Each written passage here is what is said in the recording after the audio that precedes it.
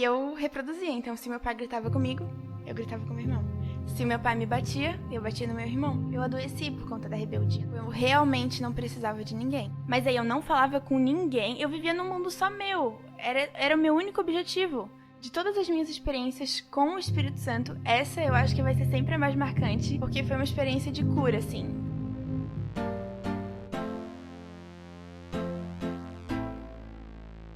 Fala, gente! Mais um Tete a Tete com a Pri começando. E mais do que um Tete a Tete começando, um mês novo começando também. Feliz setembro pra nós. Que bênção que você está aqui com a gente. Se você ainda não assistiu os vídeos anteriores de agosto, de abril, de março, enfim, todos os meses pra trás, dá uma olhadinha que essa temporada tá especial demais.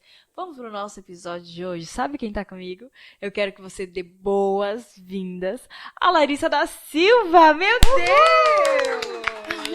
Lari, que alegria poder te receber aqui. Tô muito feliz. Eu também. Como diz você, Deus de detalhes. Não, você fala assim, pastor, nosso Deus é muito detalhista. Aí quando você não tá, eu falo assim, a pastora sempre fala que o Deus dela é o Deus do detalhe, né? Você fala, ele é detalhista. Ele é detalhista. Ele é um Deus que cuida dos pequenos pontinhos. É verdade. E glória a Deus por isso. Agora a gente tá podendo falar de um detalhe incrível dele, que é a sua vida. Olha que incrível isso, né? E pra começar, eu acho que você podia estar se apresentando pra quem não te conhece, de onde você vem. Tá. Vamos lá. Então, meu nome é Larissa, eu tenho 19 anos, nasci em Floripa, mas passei minha vida toda na Palhoça, moro aqui desde quando eu sou uma neném. Mentira que tu é da Palhocinha! Sou. Gente, é muito raro eu conhecer alguém que é da Palhocinha, porque assim, ó, eu pergunto, gente, quem é de fora? Um monte levanta a mão. Quem é daqui, gente? Um outro, né? Tipo, é muito pequena Então, a aqui o que porcentagem. acontece? A Palhoça não tem maternidade, então ninguém é da Palhoça. Não, mas eu digo assim que mora sempre, desde sempre, né? Não, é bem difícil mesmo. Mas, tipo, quando alguém de fora de Santa Catarina, eu falo que eu sou de Floripa, né? Pra ficar mais bonito e tal. Aí, quando é alguém que, já mora em Santa Catarina, eu falo, não, eu nasci em Floripa, mas eu vivi a minha vida inteira na Palhoça. Na Palhoça. Eu também nasci em Floripa, também sou manezinha. As manezinhas aqui, É uma então. manezinha que não é manezinha, né? Tu não? Não, porque assim, eu não tenho nem o sotaque de lá. Então, Não, também não tenho sotaque. eu não também cresci com tenho. ninguém de lá, eu não tenho nenhum hábito de pessoal de Floripa, então, pra mim... Ficou meio... Ok, sou da Palhoça. Eu não, eu fui com 5 anos pra Monte Castelo, fui criada no interior e depois eu voltei. Então, tipo, 5 anos também não pegou muita coisa, não, né? eu não Mas peguei sou de absolutamente nada. Foi assim, eu só nasci lá e vim pra cá. Literalmente. Saí da maternidade pra Palhoça, entendeu? Olha só, Foi. uau. Então é da Palhocinha, que legal, Lari. Então, hoje tá estudando, né? Tô. O que tu tá fazendo, me conta? Eu faço faculdade de produção multimídia no IFSC da Palhoça. Na Palhoça, Da vocês Palhoça. viram, né? E faz parte de uma igreja na Palhoça. Na Palhoça, estudei E minha vida trabalha inteira onde? Na Palhoça. Não, mas eu já trabalhei fora, Não, pelo tô menos. brincando, pegando no teu pé. Então, a vida dela hoje tá na Palhoça. Então, vamos começar. Então, já que a gente vai estar... Nossa história vai ser regida na Palhoça, me conta um pouquinho da tua infância. Então, eu gosto de contar esse fato que geralmente as pessoas não conhecem isso da minha história, né? Mas meus pais são primos. Uau! Sério? São. Eu não sabia mesmo. Eu imaginei. E, na verdade, o que aconteceu? A minha família brigou... Aquelas brigas de antigamente que a gente nunca sabe porquê, mas sabe que aconteceu. É mais ou menos isso. E aí, o meu pai conheceu a minha mãe através de uma amiga que apresentou. E aí, eles começaram a namorar. E aí, quando eles noivaram, que foi ter esse negócio de conhecer a família, fazer casamento, fazer enxoval, viram que era da mesma família. Não acredito que foi desse jeito. Foi. Cara, que loucura. Imagina você conhecer um primo aleatório. Que legal, gente. Gente, vejam isso antes de noivar. Que loucura, que legal. E aí, o que aconteceu? Porque eles são primos de segundo grau. Então, o meu bisavô é irmão do meu bisavô. O meu bisavô materno é irmão do meu bisavô paterno. Nossa, gente, deu um bug na minha mente, mas espero que você esteja entendendo aí. Tipo, eles são primos. Sim. E aí meio que os meus avós, eles são da mesma família. Tanto o paterno quanto o materno, né? E aí, inicialmente a família não gostou muito, mas acabou aceitando e aí ficou por isso. Noivaram, se casaram, construíram casa na Palhoça. Na Palhoça. E aí antigamente tinha esse hábito, né? De a família fazer enxoval, construir casa. Daí o meu avô Ele deu o terreno, meu outro vô deu a parte da construção. Ambos os meus vôs são pedreiros. Foi assim, aquela vida bem construída de filme. Ah, eu vou fazer... A minha mãe fez faculdade, noivou, casou, teve o primeiro filho. Foi assim, ela era a menina perfeita da família. Caramba. E aí eu nasci. Planejada, assim, tipo, nossa, eu quero ter uma filha agora, eu vou ter uma filha. Então, a minha vida foi realmente planejada. E aí, quando eu tinha 6 anos, o meu irmão nasceu. E aí, eu lembro que na hora teve aquele filme de, nossa, eu não sou mais a única, eu não sou a xodó e tal. Mas, depois, isso passou, sabe? E foi só no primeiro momento. Foi assim, os primeiros 3 meses. Porque, olha que engraçado, né? Eu morava em uma casa com um terreno grande. Então as minhas amigas vinham pra minha casa pra gente brincar. Sim. Quando meu irmão nasceu, elas não brincavam comigo. Elas brincavam com ele, porque era um neném bonitinho, queria ficar perto. E eu odiava aquilo. Eu Tô ficava... sendo rejeitada pelas minhas amigas. Trocada. Mas era real, eu falava pra elas assim. E eu lembro que eu falava muito assim, ó. Tu veio aqui pra brincar comigo ou com meu irmão? A colérica desde pequenininha, né, cara? Sempre. A Larissa é muito engraçada. Não, sempre. E aí eu cresci assim, tendo um irmão mais novo, meio enciumado. Muito enciumada, na verdade, né? Vamos ser sinceros. Vamos ser sinceros. E aí? E aí, quando eu tinha, eu acho que 8 anos, mais ou menos, os meus pais, eles já não... Sabe quando é um casamento por conveniência? Era um casamento por conveniência. Porque o amor acabou, de certa maneira, não teve uma construção desse amor, que o amor é uma construção, eu penso. E aí eles viviam juntos, mas assim, não se gostavam muito, brigavam muito. E aí, ali quando eu tinha 5 até os 8, foi o tempo de briga dos meus pais. Então, mas o meu pai ele é bem colérico também. Ele é igualzinho a mim. Pior, na Tu verdade. é igual a ele, né? Tu puxou. E Nossa, aí? total. Só que o meu pai, ele era bem mais descontrolado, então ele gritava muito. Era aquelas brigas, assim, de o filho se esconder no quarto e os pais ficarem ali discutindo. E aí a minha mãe trabalhava como enfermeira na época lá no sul da ilha. Então, gente, não era BR duplicada. Era um negócio assim, 3 horas pra chegar lá. Então ela quase nunca tava em casa. E meu pai era vendedor, então ele quase nunca tava em casa. Caramba. E aí eu cresci com a minha avó me cuidando. Então era tipo, 6 da manhã a gente ia pra casa da minha avó, ficava lá de manhã. Aí o transporte levava a gente pro colégio, do colégio pra casa da minha avó. Quando a minha mãe chegava, pegava a gente, ia pra casa e dormia. Às vezes nem isso, então a gente ficava na minha avó. E aí eu fui crescendo, e quando eu fui crescendo, como os meus pais não eram presentes, nesse sentido, não presença no sentido de nunca tá ali, mas era um estar ali físico só. Não tinha essa questão de brincar, coisa assim. Principalmente depois do meu irmão, que tinha demanda de mais um filho, né? Aí o que aconteceu? Eu comecei a ser independente. Em que sentido? E foi natural, nesse sentido de, se minha mãe não arruma meu cabelo, eu vou arrumar meu cabelo sozinha. E aí eu lembro que começou assim, se a minha mãe não faz trança no meu cabelo, eu vou aprender a fazer trança pra mim poder ir pro colégio bonita. Uau, olha isso. Tipo, eu tinha essas coisinhas. E aí, nessa época, quando eles estavam ali meio brigando, o meu pai sempre foi muito na tecnologia. Ele comprou um computador. E isso pra mim foi... O máximo. Nossa, eu fiquei apaixonada. E aí eu descobri um negócio chamado YouTube. Pastora. E agora você está no YouTube. Ai, que chique. Aí, o que aconteceu? Tudo eu pesquisava lá. Tipo, sim. Eu queria amarrar o cadarço do sapato. Como fazer? E aí eu não sabia. Aí eu colocava... Aí eu tava aprendendo a escrever, já sabia escrever o mínimo, como amarrar o sapato, como fazer penteado, como dobrar roupa. Tipo... Foi aprendendo ali. Tudo. E aí, eu sempre fui muito, tipo, proativa nesse sentido de querer aprender. Então... Curiosa. Enfim, né? E aí o YouTube pra mim, tanto eu brinco com a minha mãe às vezes que o YouTube que me criou nesse sentido de fazer as coisas. Porque eu realmente, eu não tinha isso de, mãe, quanto que é 2 mais 2? Não, tu ia procurar. Eu ia pro YouTube. Até porque geralmente eles não podiam, entende? Então, tarefa de colégio. Desde o meu primeiro ano, ninguém me ajuda. Então, primeiro ano... Sim. 6 aninhos de idade, sim. não primeiro ano ensino médio, né? E aí, assim eu cresci. Quando eu tinha 8 anos, os meus pais meio que decidiram se divorciar, mas ficou não vai. Aí, o meu irmão começou a ficar sobre a minha supervisão, com 8 anos. Você já tava maiorzinha, né? E eu sempre fui bem evoluída nesse sentido de querer fazer as coisas. Então, poxa, eu tinha 8 anos, eu já arrumava minha cama, já arrumava o meu irmão. E aí a gente ia pro colégio juntos, de transporte. Então, foi algo natural, de certa forma. mas claramente por uma falta da parte dos meus pais, né? E aí eu lembro que eu dava banho no meu irmão. Opa! Eu dava banho no meu irmão, eu dava comida pra ele. A gente tinha uma rede dessas bem de casa de praia. Ai, adoro. E Ai, aí eu eu amo rede. amava fazer ele dormir lá na rede. A gente Sim. ficava. Eu criei ele com muito carinho, assim, nesse sentido. Porque era como se fosse um boneco pra mim. Eu dava banho.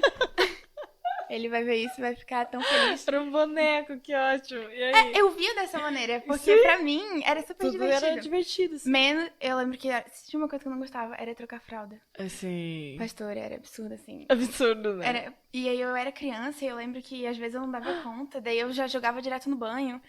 O meu irmão tomava 3 banhos por dia, se dependesse de mim. E aí eu fui crescendo com muita responsabilidade, desde sempre. E aí, meus pais se divorciaram quando eu tinha 9. Aí foi oficial. Aí meu pai não queria sair de casa. Daí ele sempre teve problema com raiva. Tanto que brigava muito com a minha mãe. Nunca chegou, não na minha frente. Eu acho que talvez lá no passado sim, mas não na minha frente a bater fisicamente. Mas ele gritava muito. Ele ameaçava muito. Era realmente um casal bem problemático. Tanto que já teve vezes de vizinhos ligarem pra polícia porque achou que meu pai tava batendo na minha mãe, de tanto que ele gritava. Porque era tão alto que os vizinhos ouviam. Era bem absurdo, assim. Mas, aí teve esse divórcio que não foi nada consensual, que se fala? Não foi dos dois lados. A minha mãe quis se divorciar e meu pai teve que aceitar. Aí meu pai não queria sair de casa. Aí minha mãe teve que entrar com um processo pra que ele saísse. Caramba. Foi, assim, um divórcio... Bem conturbado. Só de uma parte. Porque ele não queria se divorciar. E a minha mãe queria. E aí, foi assim, ó, a minha infância foi boa. Eu tive a questão de brincar, tive a questão de sempre ter tudo do bom e do melhor. Eu não fui uma criança que cresci com pouco. Eu tinha as Barbies originais, tipo, e isso na época era meu Deus do luxo, céu. né? Sim. Toda data comemorativa eu ganhava uma Barbie. Então, Dia das Crianças, meu aniversário, Natal, Então, Páscoa. a gente tinha uma coleção. Eu tinha também 50 tinha e poucas um monte. Barbies, assim, aí eram prateleiras. Eu amava. Olha só. Mas ao mesmo tempo eu cresci com muita responsabilidade. Porque fisicamente eu tinha tudo. Eu tinha Material, a melhor roupa, o melhor brinquedo. Eu estudava em um colégio particular, mas eu não tinha a presença que eu acho que seria melhor do que um monte de Barbie, por exemplo. E aí ainda tinha meu irmão que cuidava, né? E eu reproduzia. Então, se meu pai gritava comigo, eu gritava com meu irmão. Caramba. Se meu pai me batia, eu batia no meu irmão. E aí, eles se divorciaram. Meu pai foi pra minha avó, morar de novo com a minha avó.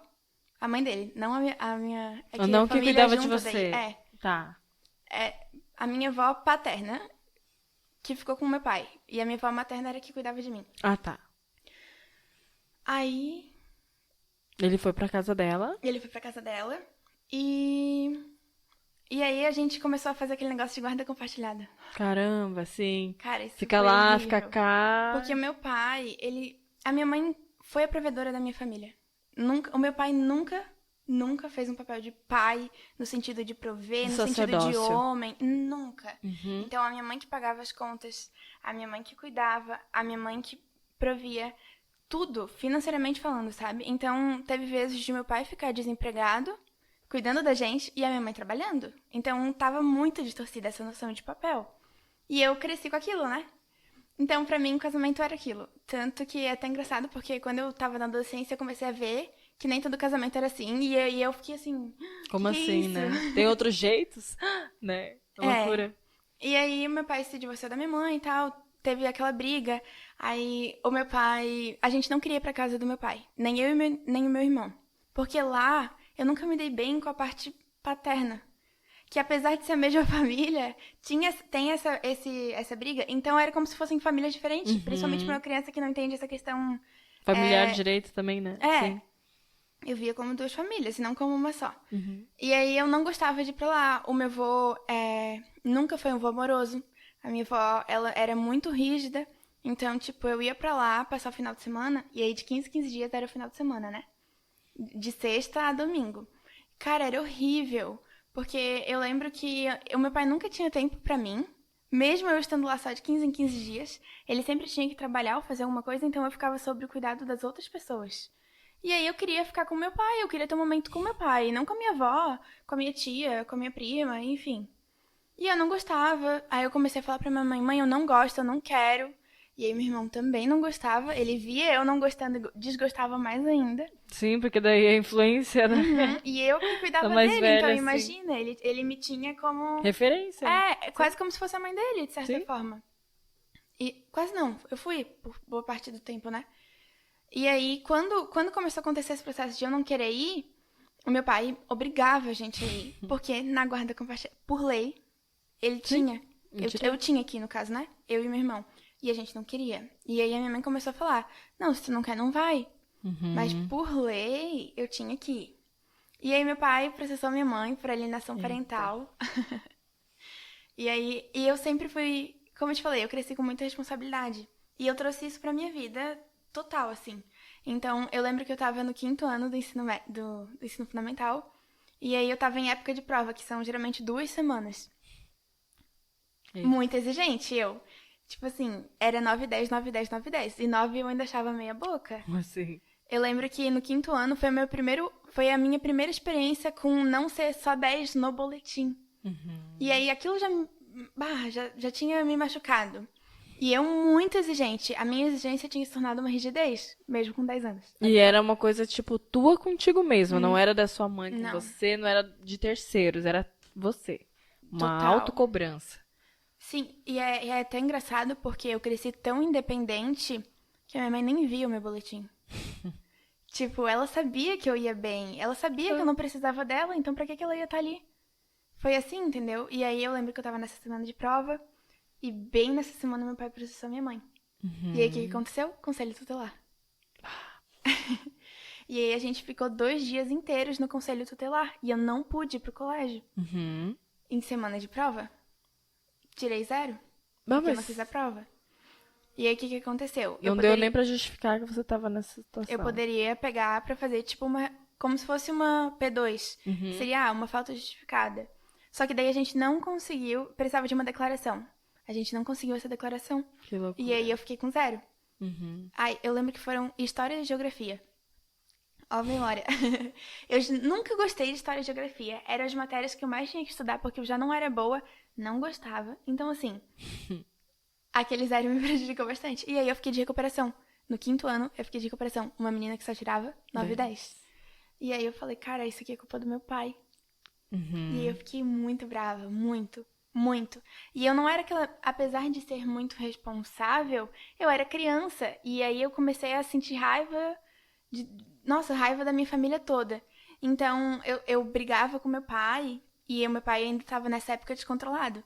Ele vinha pra me bater, eu segurava a mão dele. Óbvio que não conseguia porque eu era muito mais fraca, Sim, né? mas né? Eu enfrentava, lutava, eu ia de dedo. Eu falava assim, tu não pode fazer isso comigo. Assim, eu era afrontosa com meu pai, porque eu tinha raiva do que ele fazia comigo.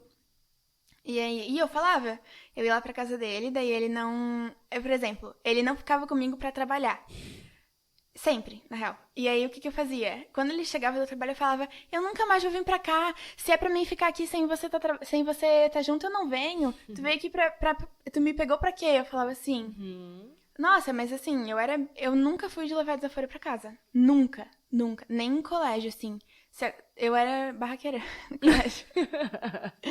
Bastante. A menina das brigas, e aí? E aí eu cresci assim, tipo, eu só preciso de mim. Nossa, eu não preciso de mais ninguém. Aí eu fiquei... Quando aconteceu essa situação do... Conselho Tutelar, eu fiquei 1 ano sem falar com meu pai. Caramba. Porque eu realmente coloquei a culpa dele e ficar de recuperação pra mim era algo... Pô, não... Extremo. Cara, era assim, um absurdo. Tipo, perdi a minha vida. Era assim, naquela época, né? Sim. E aí foi. Era o problema que você tinha naquele momento. E era o maior problema. Porque eu tava bem em casa, eu tava bem com meu irmão, tava bem com minha mãe, eu me alimentava bem, tinha uma boa saúde, mas eu tava mal no colégio porque o meu pai me fez ir mal no colégio. Eu pensava assim, né? E aí eu fiquei 1 ano sem ir pra casa dele. 1 ano assim, 0 contato. Ele ia pegar o meu irmão no portão, eu me trancava no banheiro pra nem ter que dar oi. Era assim. E detalhe, esse meio tempo, a casa tava à venda, a gente morava em uma casa feita pra gente, né? Terreno, tudo, não pagava aluguel, tudo quitado. A vida perfeitinha lá do início da minha mãe. E aí meu pai exigiu metade dos bens geral, porque era casamento em comunhão de bens. Aí ficou nesse processo de vender a casa, daí, comprador quer, não quer. Um processo É horroroso. bem complicado, bem Aí o meu pai burocrático. não tinha carteira assinada, não queria pagar pensão. Aí a minha mãe teve que pagar um... Não é um auxílio moradia, mas é algo parecido com isso. Porque como a minha mãe que exigiu que meu pai saísse e ele não tinha onde ficar, porque a casa dele era aquela, ela tinha que pagar pra ele um valor pra ajudar ele a morar em outro lugar. Ele tava morando de favor na minha avó, né? O que na minha cabeça não faz muito sentido ela pagar. Mas foi assim. Então, tipo, a minha mãe... Eu não sei o valor exato, mas se a minha mãe dava 300, o meu pai dava 400 de pensão. Então, no final, era só 100. Porque ela tava dando ali... Sim. Era uma coisa assim. Mas foi uma briga que chegou um momento que eu já não queria mais me meter. Então, a minha mãe vinha falar pra mim e falava assim, não quero saber. Meu pai vinha falar da minha mãe e falava, não quero saber. E eu também nunca gostei da família do meu pai. Então, assim, a minha avó chegava pra mim e ela falava, porque a tua mãe isso. Daí eu falava assim, vai cuidar da tua vida. Meu Deus. Não, eu brigava com todo mundo. Eu brigava geral com todo Clarissa, mundo. que loucura, que colérica. E aí? Muito, muito. Ah. E aí eu cresci assim. Tipo, eu via o meu pai uma vez a cada 3 meses, mais ou menos. Por obrigação. Tipo, festa de família, essas coisas. Eu ia pra dizer, eu ainda sou filha dele. E cresci assim. Pensei, eu não preciso. É que eu nunca precisei. Então eu não precisaria naquele momento. E assim foi a minha vida. Cresci assim, virei adolescente assim e tava tudo bem assim. Achava eu, né? E aí? Aí... Entrando na fase de adolescente, tendo essa questão de saber que é um indivíduo, né? Então, tipo assim, esse indivíduo era bem individualista, individual ali, né? Pelo que você tá me falando, bem independente ainda. E aí, como que foi essa adolescência agora com o pai separado? Como é que foi essa parte agora pra você da sua vida? Os meus pais brigavam muito quando eles eram casados. Quando chegou pra mim a notícia de que eles iriam se divorciar, tipo, oficialmente meu pai vai sair de casa, eu lembro que eu falei pra minha mãe assim, eu falei pra minha mãe e pra minha avó por parte de mãe, né? Eu falei assim, vocês já deviam ter se divorciado antes, porque vocês só brigam.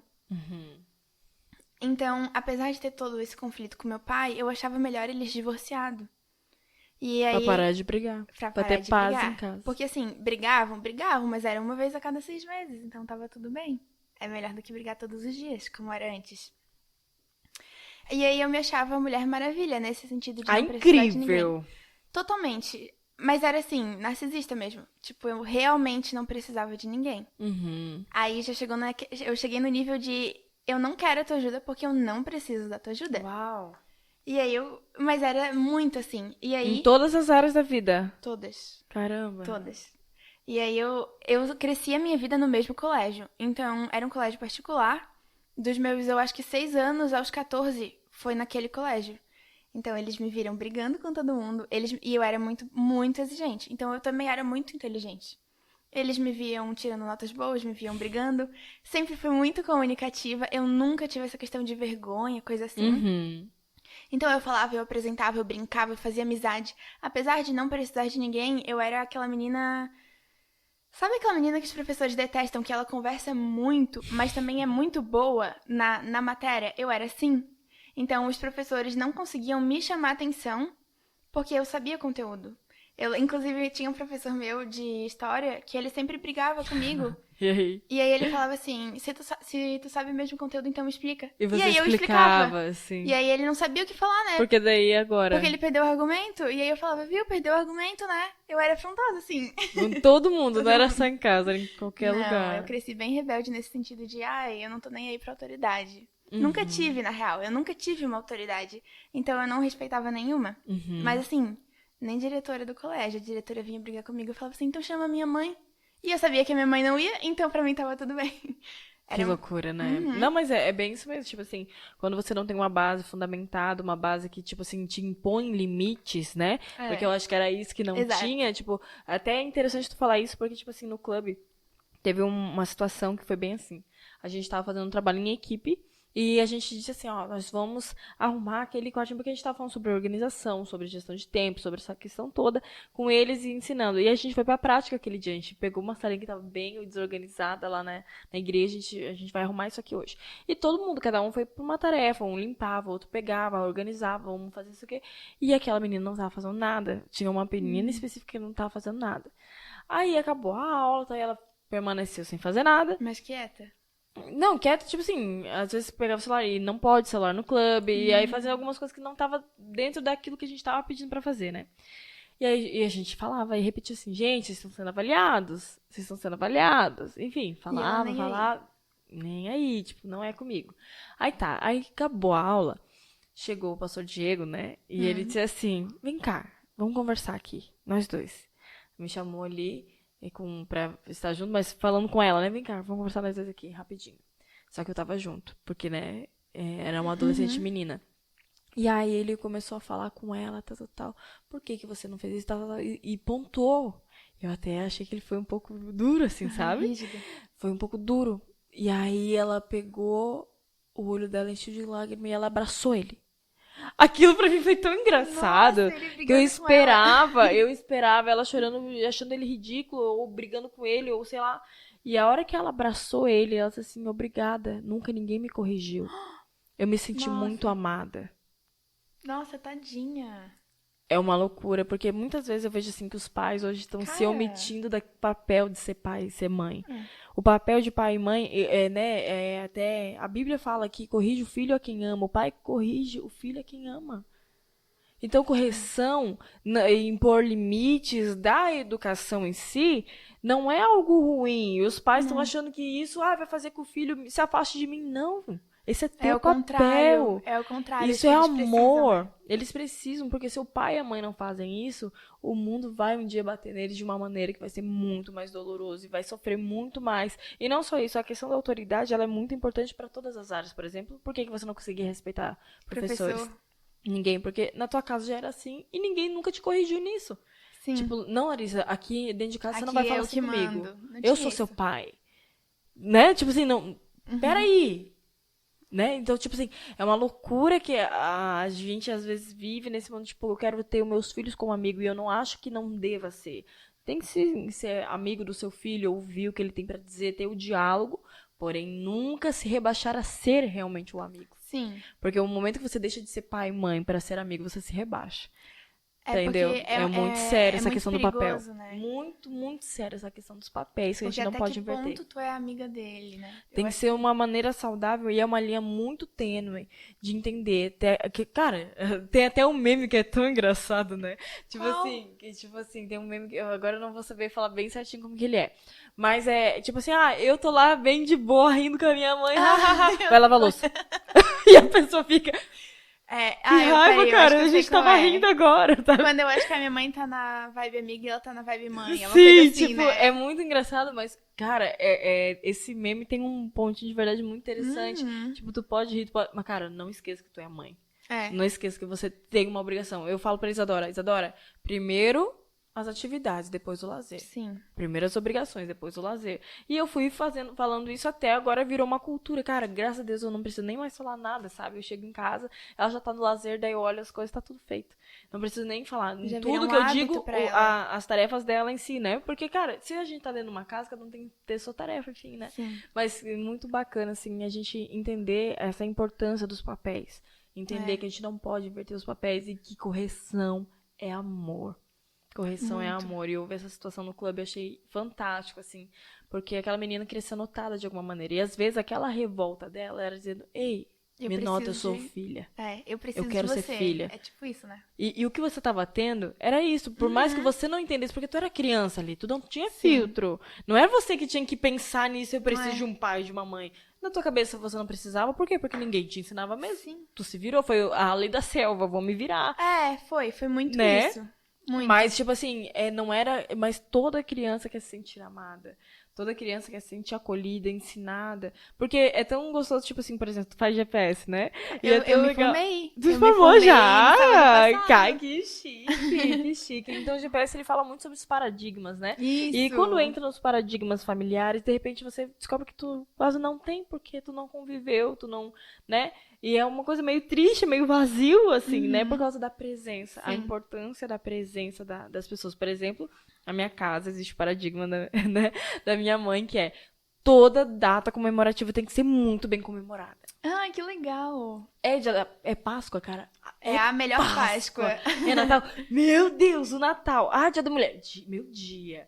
Ao aniversário de alguém, ninguém faz nada naquele dia, entendeu? Tipo assim, Entendi. todo mundo serve aquela pessoa porque é o aniversário dela. Então existe coisas assim que eu Uma acho cultura. tão incrível, uma cultura do meu lar. E eu, hoje, como dona da minha casa, eu tô reproduzindo isso. E, cara, é muito legal. O pastor Diego disse que o meu aniversário é a pior data do ano pra ele, porque é a semana inteira pra mim, entendeu? Porque é assim, cara, mas é muito legal. Ele fala brincando, eu sei que ele me ama, amor, eu sei que tu me ama.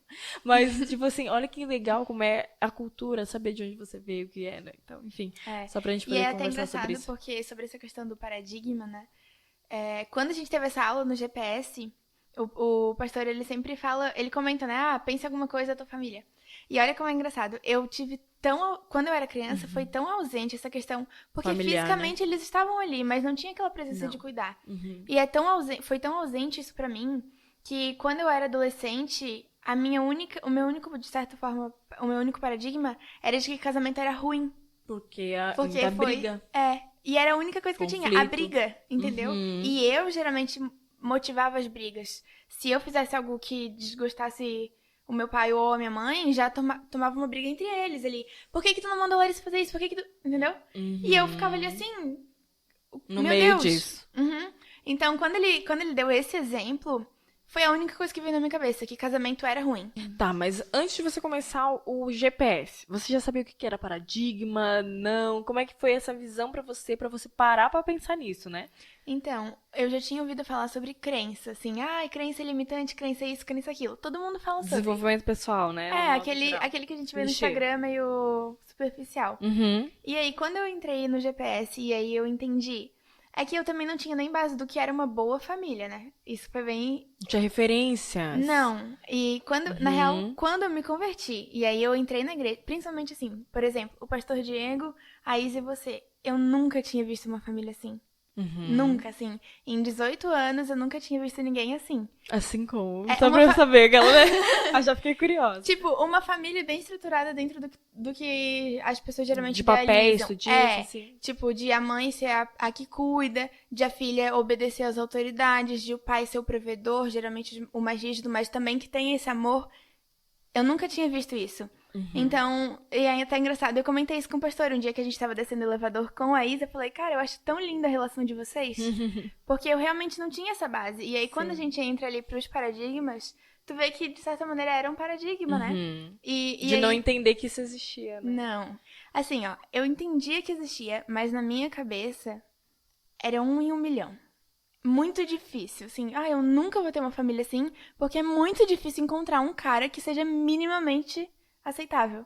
Não, porque a tua cabeça era, vai ser todo mundo igual meu pai. A tua referência de homem era assim. A minha referência de homem era essa. Que loucura. E, por exemplo, meu paradigma é o contrário. Meu pai é deficiente visual, todo mundo sabe disso. Mas sempre que eu estou lavando louça, ele tá secando. Enquanto eu tô cozinhando, ele tá fazendo suco. Enquanto eu não sei o que, ele tá colocando a mesa. E, cara, a gente sempre fez tudo em conjunto. Eu e meu pai, é assim, ó, companheirismo inato, Total. assim. E é muito paizão, assim, o tempo todo também, carinhoso e tal. E quando eu conheci o pastor Diego, a primeira coisa que me chamou muita atenção foi exatamente como ele era com a Isadora. E eu disse assim, uau.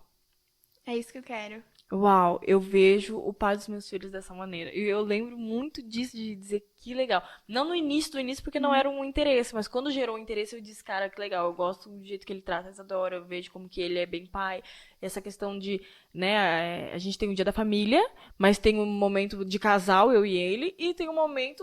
Ele e ela só, pai e filha, assim como eu tenho com ela também. Sim. Então, tipo assim, é muito bacana essa gerência de tempo, porque você não fica só no trabalho, existe um equilíbrio nas coisas, né? Tu entende os papéis, Os que a gente papéis. também fala no GPS, Os papéis. né? Eu não entendia, assim... Os papéis. Eu já tinha alguém...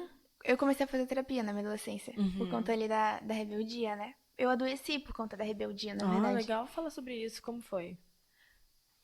Eu vou ser muito sincera que eu não lembro como foi. Eu acho que em algum... Não sei se foi um bloqueio mental realmente pra não lembrar, mas eu não lembro. Eu lembro de eu estar muito bem e depois eu estar muito mal. Eu não lembro desse... No meio da termo. ponte. Mas eu tive um quadro depressivo muito feio. Eu fiquei assim... Eu lembro que quando a minha mãe é enfermeira, e ela sempre tratou pessoas com problemas de saúde mental. Ela vivia muito, muito dentro, inserida nessa parte da saúde. Então, ela saberia se a filha dela estivesse doente. Só que também tem a questão de que ela é um ser humano. E a filha dela não é um paciente que ela nunca viu.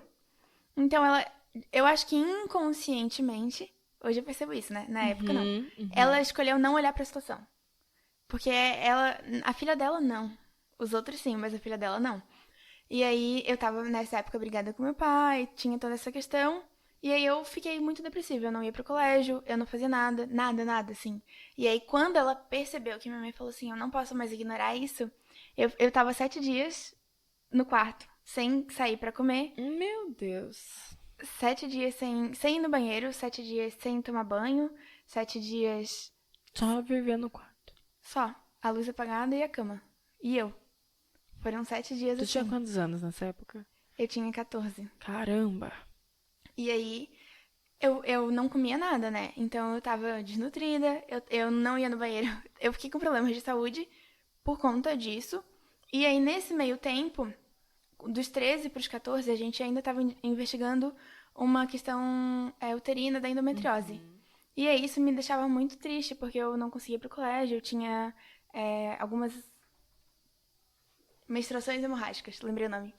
E aí eu não conseguia fazer as coisas porque era sangue... Sabe quando tu faz xixi nas calças? E aí era assim, então... Não consegui controlar. Não, eu não... E aí eu não ia pro colégio 7 dias, porque eu não conseguia. Ia sair sangue, entendeu? Então, foram um conjunto de coisas que fizeram com que eu ficasse doente. Quando a minha mãe viu isso, assim... Que daí eu acho que ela realmente acendeu um alerta. Ela falou assim, filha, eu vou te levar pra passear. Eu falei, eu não quero, eu quero ficar aqui. E aí ela me abrigou, e aí ela me levou pra um centro psiquiátrico. Foi o passeio. Esse foi bem aleatório, foi bem interessante. Foi. E Olha eu tava só. super convencida que ia ser um passeio. E aí a gente foi pra um centro psiquiátrico. Caramba. E aí a psiquiatra que me atendeu, minha mãe tinha plano de saúde, então, tipo, eu não tive essa questão de ter que ficar esperando. Eu sempre vivi em boas condições, né? E aí ela falou assim, tu é bipolar. A psiquiatra. A psiquiatra. Porque o que acontecia? Eu ficava 7 dias na cama, mas às vezes, entre esses 7 dias, eu ficava depois mais 7 muito, muito bem. Muito bem. Mas era um bem assim, eu entrava num mundo que era só meu. Tipo, esse negócio da Mulher Maravilha era assim, ó. Ai, deixa eu pegar um exemplo bom. Eu trabalhei desde muito cedo. Meus 14 anos eu já trabalhava. Inclusive, a minha festa de 15 anos foi comigo vendendo bolo no pote. Então, foi daí que surgiu o trabalho, né? E aí, na minha cabeça, esses 7 dias era assim, beirava insanidade mesmo.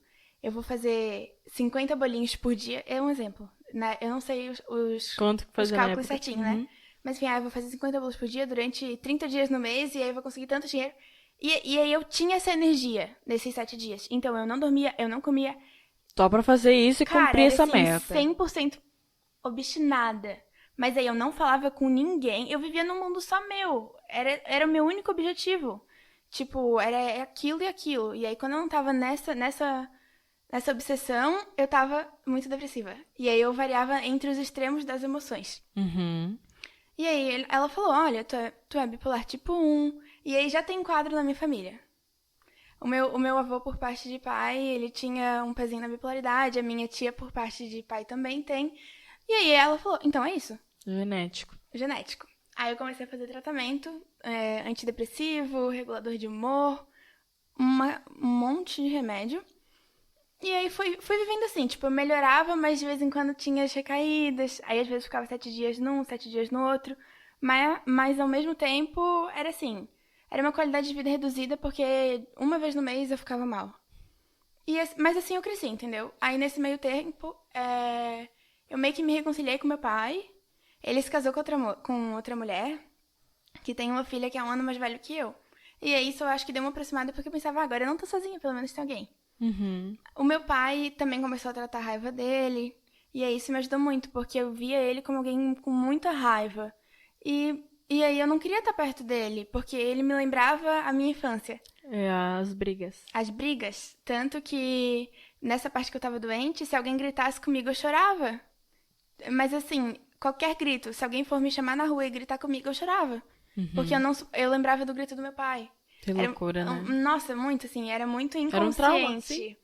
Mas era um trauma, de certa forma. E aí, fazendo psiquiatra e psicólogo. E aí, fui assim. Quando eu tava com 17 anos, eu já tava no ensino médio, já tava trabalhando, trabalho desde os 14. Vida pronta. Já namorava também, porque os meus pais, eles eram católicos, mas era aquele católico não praticante. Só de nome. Tipo, eu fiz ali a crisma, fiz a catequese, mas não frequento a igreja. Era assim. E aí, eu vivia bem, assim. Pra mim, tava ok a minha vida, porque eu tomava os remédios, estava minimamente bem, de vez em quando descompensava, mas também não era sempre. Então, e se era uma doença que não tem cura, eu tinha aceitado já que eu ia viver tomando remédio. Eu real aceitei, assim, essa é a minha vida. E aí eu tinha um namorado que também não era tão bom, porque provavelmente por eu não ter tido essa questão do paterno, eu pegava. Pegava não, né? Eu tinha um namorado que. Ele era quase como um filho. Olha isso, mais um boneco na vida dela. Tipo, E aí? que foi meu primeiro namorado, né? Sim. E aí eu cuidava dele. Então, tipo, eu incentivei ele a ir pra um trabalho bom, eu incentivei ele a estudar. Ele se desenvolveu junto comigo, mas porque eu tava ali, entendeu? Sozinho não. Ele era um estagnado sozinho. Mas comigo ele desenvolvia, então eu cuidava. E aí eu meio que cresci nessa vida assim meio Do controle. desestruturada, mas controlando tudo, controlando o namorado. E aí eu também não tive essa questão da mãe presente. Então, em casa, eu que cuidava do meu irmão, mesmo com 17 anos. E o meu irmão, né, ele já tava com 11. E aí ele me respondia. E aí ele me viu respondendo. Então, ele fazia que nem eu. Ele era um mini eu. Só que daí, eu sempre cuidei dele. Então, ele nunca podia me responder. Ele respondia a minha mãe, mas a mim não. Se a minha mãe falasse... Ele cresceu com mais tecnologia do que eu. Pela época, Sim. né? E aí minha mãe falava, Guilherme, não joga no computador. Ele ia lá e jogava. E aí eu chegava e falava, se tu jogar... Eu já chegava assim, se tu jogar, tu vai apanhar. Ele desligava na hora. Então ele respeitava a mim e a minha mãe não. E a minha mãe, como eu sempre cresci muito forte, muito dando conta de tudo, tirando naquele quadro depressivo onde ela realmente cuidou de mim, ela só cuidou de mim quando eu fiquei doente. E aí depois eu voltei a cuidar de todo mundo. E aí eu cuidava da minha mãe. Então, eu lembro que eu fazia a planilha da família, a planilha financeira, eu que fazia. Quando a minha mãe tava se relacionando com outro homem também, tinha iniciado um relacionamento. Quando ela brigava, ela vinha chorar no meu colo. Era assim... É bem versão de papéis que a gente Muito. tava Eu era a falando. mãe do meu irmão e a mãe da minha mãe. E aí eu peguei uma psicóloga na época, o plano de saúde mudou, troquei de psicóloga. Essa abençoada dessa psicóloga, cara, ela falou assim, tá tudo errado na tua vida. E eu assim, meu Deus, por quê? Sim. E aí ela conversou com a minha mãe, falou dessa questão de inversão de papéis, e a gente estruturou isso, assim. Legal. Essa psicóloga foi um anjo na minha vida, nesse Legal. sentido. E aí, aí a minha mãe já colocava os limites. E eu, muito rebelde, não aceitava os Porque é limites normal, também. né? Nunca teve, daí agora é tudo novo. Mas aí assim, chegou um momento que eu aceitei. Eu falei, me dei por vencida. Então fica aí com o teu papel, eu fico com o meu. Eu vou me deixar ser cuidada. Mas era tanto que eu não gostava nem de receber um carinho. Tipo, toque físico pra mim, zero, assim. Não vem me abraçar que eu não quero o teu abraço. E eu falava isso pra minha mãe. E a minha mãe é muito do contato. Aí ela vinha me abraçar. Ou assim, eu tava chorando. E aí ela vinha me consolar e falava, não toque em mim. Eu não quero ser tocada. Nossa, olha que loucura. Eu era muito assim, eu não preciso de ninguém, mesmo quando eu precisava. E sem perceber, Um sabe? bloqueio. E aí eu fui desenvolvendo nesse sentido. Quando eu fiz 18 anos, aí eu já tinha terminado com aquele menino. E já tava me formando no ensino médio, já sabia o que eu gostava, profissionalmente falando, porque eu já tinha tido outras experiências. Tava namorando de novo. Aí eu fiquei, eu acho que 6 meses solteira e comecei a namorar com um menino que era mais velho que eu. Eu tinha 17 pra 18 e ele tinha 21. Mas ele também, geralmente o homem não é tão maduro, né? Quanto a mulher. E aí parecia que era a mesma idade, assim. Ele também parecia ser muito novo, fisicamente falando. Então, tipo, tava tudo bem, a gente se desenvolveu junto, tinha um relacionamento saudável. E aí tinha essa questão da parceria. E ele tinha esse negócio do homem que eu não tive. Então, no início, ele falava assim, cara, deixa eu te cuidar. E aí eu não queria. Mas aí eu acabei cedendo, aí eu me acostumei com aquilo. Tipo, daí eu entendi que eu precisava. E aí nessa época a informação já chegou, mas, tipo, eu comecei a buscar. E eu fazendo terapia minha vida inteira. Então, eu comecei a entender um pouco mais sozinha sobre essa questão de papel, sobre essa questão de que geralmente o homem que tem determinada função, de certa forma. Então, eu trouxe isso pro meu relacionamento. Tanto que se o meu namorado, lá na época, ele fizesse alguma coisa que eu achava que tinha que ser dele, eu falava assim, cara, mas tu é muito mais forte que eu, pega tu. Eu sempre estava ali incentivando, entendeu? Eu comecei a me introduzir nesse papel. Uhum. E aí, aparentemente, era um relacionamento saudável. Mas não era um relacionamento perante a Deus. Era um relacionamento cristão. Não, nem um pouco. Uhum. E eu também não cresci com a religiosidade, nem assim, ai, meus pais são crentes e me levavam pra igreja. Não, eu não tive isso. E aí, eu entrei em uma empresa onde fazia devocional. Olha, sério? Qual era a empresa? Que legal. Eu prefiro não falar o nome, Não, mas ok, era que legal. uma agência de marketing. Legal. E a gente fazia o devocional todos os dias. De segunda a sexta, devocional antes de começar qualquer coisa. E aquilo me encantou, esse negócio do devocional. Aí eu virei a maior fã do devocional. Que legal. Muito obstinada do jeito que eu sempre fui. Falei, não, agora eu quero entender sobre isso. Aí era o Café com Deus Pai, aquele que todo mundo conhece. Legal. E aí, se ali dava 3 versículos, eu ia na minha Bíblia e procurava os 3 versículos pra entender o contexto. Comecei a ficar curiosa. Comecei a fazer devocional assim. Aí, final de semana a gente não fazia, porque não trabalhava. Aí comecei a fazer no final de semana por vontade. Em casa. Uau. E aí eu criei essa curiosidade. Aí comecei a assistir pregação no YouTube. Sim. Foi bem assim. Mas ainda assim eu não estudava a Bíblia no sentido de, eu quero entender a palavra, eu não tinha isso ainda. Não tinha nem esse Era casos entendimento. isolados, né? Mas ainda muito curiosa. E aí, foi até engraçado porque o pastor André, que fez o meu discipulado ali pro batismo, ele fala que Deus, ele me encontrou, e aí ele me sarou, e aí quando ele firmou um compromisso comigo, que foi quando eu entrei na igreja de fato, ele me deu um presente. E realmente eu ganhei um presente no meu primeiro dia de culto. Sério? Que foi o dia, o primeiro culto das mulheres desse ano, eu que ganhei o desenho da Marina. Uau! Eu lembro disso. Lembra? Lembro, uau. Aquele foi o meu primeiro culto, 6 meses atrás. Caramba. Mas antes disso, eu já estava vivendo uma vida, de certa maneira, sem saber uma vida com Cristo. Sem saber, olha que louco. Então, quando eu entrei, naquele momento ali, quando eu entrei na igreja, eu já estava vivendo um relacionamento casto, sem saber, porque eu comecei a ficar incomodada com essa questão. Eu não li nem na Bíblia, ninguém nunca falou pra mim, mas no meu coração eu fiquei incomodada. E o meu namorado, na época, sempre, na verdade, ele sempre foi muito compreensivo comigo. E ele assim, era um relacionamento saudável. Apesar de os princípios serem um pouco deturbados, era um relacionamento saudável. E aí eu falei assim, olha, eu não tô me sentindo mais à vontade com a nossa relação sexual, eu quero parar. E ele falou, então tá, a gente para. Caramba.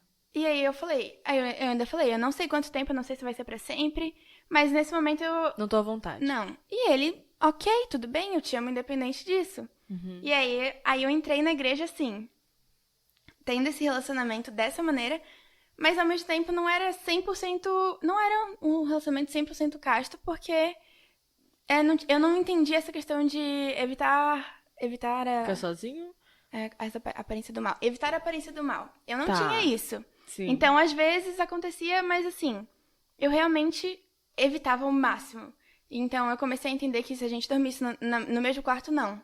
Então, eu evitava, assim. Tinha tudo possível pra evitar. E ele super me apoiando nesse sentido. Quando eu entrei ali pra igreja... entrei pra igreja não, né? Eu fui convidada pela minha mãe pra ir na Igreja Mais de Cristo ali no culto das mulheres. E aí era a véspera do meu aniversário. Por isso que foi um presente. Uau. Eu faço aniversário sempre no carnaval. O meu aniversário é dia 13 de fevereiro. Então, assim, é absolutamente sempre no carnaval. Eu acho que teve um aniversário meu que não foi. E no dia do meu aniversário, na maioria das vezes tá tudo fechado. Então, o meu aniversário era dia 13, dia 12 ainda estava aberto, a gente foi, tomou um café, tivemos um dia muito legal, eu, a minha mãe e o meu irmão. E aí, a minha mãe à noite falando, eu tenho culto. E eu assim, tá tudo bem, a gente faz as coisas antes e depois tu vai pro culto. Me convidou o dia inteiro pro bendito do culto, e eu assim, não quero, mãe. Aí ela me deixou em casa junto com meu irmão pra ir pro culto. Ela assim, tem certeza que tu não quer ir? Eu, tá, então eu vou. E esse eu já tava fora do carro. Aí eu entrei no carro de novo e a gente foi. E aí lá é até engraçado, porque eu nunca gostei de chorar. E depois que eu... Mostra fraqueza, né? Tipo, é como se fosse... Depois que eu aceitei, de fato, e entendi o que é viver uma vida com Cristo, eu só choro. Meu Deus, eu sou muito chorona. Deus quebrando esse coração, olha que coisa deliciosa. E aí, do primeiro louvor até o último louvor, eu chorei. Eu chorei o culto inteiro, assim. Até nos dízimos e ofertas eu tava chorando. Eu acredito. Não, é sério, foi 1h30 de choro. Foram muitos choros, assim. E aí eu fui lá daí a pastora Fran pergunta quem quer aceitar a Jesus e tal. Daí eu fui lá pra frente. Na verdade, eu já tava lá na frente, que eu tinha ido pra pedir a oração, aquela que todo mundo vai. Sim, o apelo. Isso. E aí ela perguntou, e eu tava ajoelhada, eu lembro assim, que eu meio que levantei a minha mão e eu tava tão chorando, assim, abaixada, né? Que eu lembro que eu só fiz assim, tipo, eu aqui, ó. É. E aí eu não tava olhando nada, eu tava... Era eu e o Espírito Santo ali. Sim. A minha mãe, eu acho que tava atrás de mim, pelo que eu lembro, assim, ela devia estar atrás de mim me abraçando. E aí, ali a pastora Fran falou comigo e tal, eu me levantei, aí ela falou do desenho. E aí, ela contou uma história, mas eu tava tão emocionada que eu nem prestei atenção. Não, porque foi a primeira vez que eu senti o Espírito Santo arder, assim. Uau. Foi, assim... Uma experiência diferente. Não, foi... De todas as minhas experiências com o Espírito Santo, essa eu acho que vai ser sempre a mais marcante, porque foi uma experiência de cura, assim. Meu Deus, a minha vida mudou completamente. Não foi como, eu vou entrar na igreja e aí vou dali em diante mudando. Não. Aquele dia foi um marco. A minha vida mudou totalmente. E aí foi em extremo. Tipo, se eu bebi no dia anterior, eu nunca mais ia beber. Uau. Não, se eu tive uma relação sexual no dia anterior, eu nunca mais ia ter. Foi assim, foi um negócio... Foi radical. Muito. Porque eu já tinha essa vontade, de certa maneira. Eu já tava criando uma conexão, uma intimidade, por mais que fosse pequena e sem saber, nos devocionais e na minha curiosidade. E ali foi assim, agora eu tô 100% minha. Agora... Caramba. Eu acho que é um culto que eu nunca vou esquecer. Que legal. Eu lembro, eu tava lá, que bacana. Poder ver isso, e olha como que Deus faz as coisas, né? Depois vem batismo, depois vem tudo. E agora eu gostaria que você contasse um pouquinho da tua incomodação que você teve no seu trabalho para estar aqui hoje comigo, né? Trabalhando hoje no Compaixão Movimento. Me conta um pouquinho como foi. Então, como eu te falei, eu sempre fui bem obstinada, né?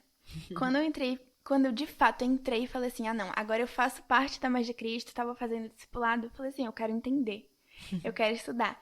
E aí a Bel, ela foi assim, a minha mentora espiritual, não tem como falar que não. Ela que me levou pro GC, ela tomou café comigo, ela me aconselhou, ela Te acolheu ali nos primeiros passos. Até hoje, assim, a Bel, eu acho que eu não seria 60% eu não teria 60% do conhecimento que eu tenho se não fosse por ela. E aí eu comecei a ler a Bíblia. Assim, daquele meu jeito, né? Pensei, eu quero entender desde o início. Aí eu li Gênesis. Sim. É o início, né? Sim. Aí eu pensei assim, tá, mas eu não sabia como, mas eu queria realmente entender o contexto geral. Só que a Bíblia é enorme, não dá pra ler em um mês. Uhum. Aí eu acho que era Hebreus 11, em alguma pregação falou sobre. E eu achei muito lindo. Aí eu li Hebreus. Aí todo mundo fala de Paulo. E eu querendo entender a história de Paulo. Aí eu comecei a ler, eu acho que eu li 2 livros que falavam sobre Paulo. E um deles era Coríntios, que era as cartas e tal. Tudo bagunçado, assim. Sem sequência ordem nenhuma. Mas a Bel sempre me auxiliando. Aí quando eu mostrei esse desejo pra ela, porque eu não conhecia ela também, né? Então eu não tinha como chegar pra ela e falar assim, eu preciso de ajuda, eu preciso de ti, me ensina. Eu criei primeiro ali uma intimidade pra falar isso. Uhum. E aí a gente criou essa intimidade, eu falei assim, Bel, eu tô lendo a Bíblia, assim, mas não tá muito legal. Aí ela me passou um direcionamento. Dos evangelhos. Dos evangelhos. E aí ela, nossa, mas ela é muito paciente, ela me mandava áudio de 8 minutos. Explicando. Ela ouvia meus áudios de 8 minutos chorando. Podcast. Meu Deus, Bel, você é maravilhosa. Não, a Bel, ela foi assim, um ponto-chave.